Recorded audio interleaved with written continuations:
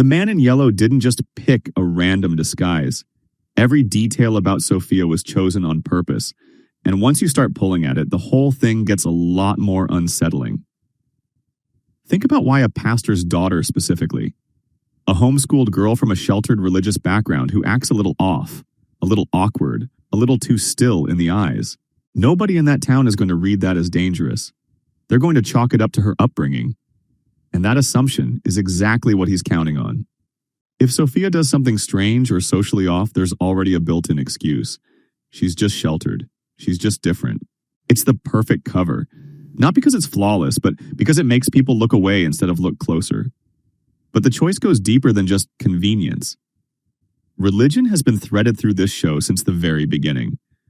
Father Khatri, the crosses, the prayers, the desperate clinging to faith when everything else in this town stops making sense.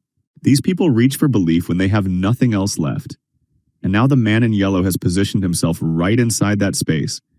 He's not just hiding behind a face. He's hiding behind the one thing these people still trust.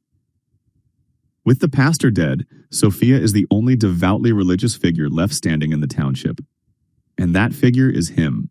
That's not a coincidence. That's a deliberate move against the very thing that has kept this community from completely falling apart.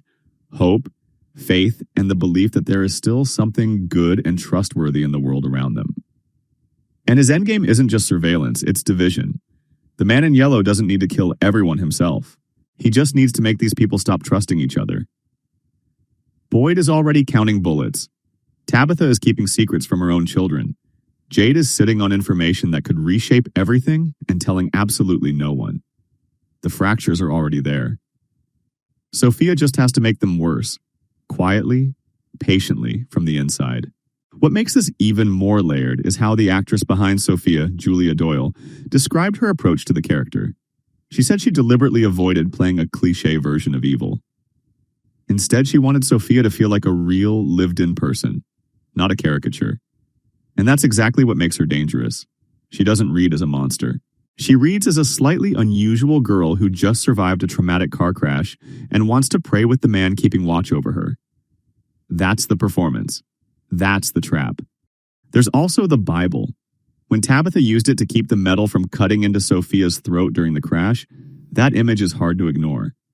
The object associated with protection and faith being used to physically save the thing that is going to destroy them from within. Whether that was intentional on the show's part or not, it lands. So what is the man in yellow actually after? That's still the big question. He told Jim he was upset he wouldn't be around to see the next chapter, that it was his favorite part. He told Julie the story can't be rewritten once it's been told. He seems to understand the rules of this place better than anyone. And now he's inside the community, wearing innocence like a costume, watching how much everyone already knows.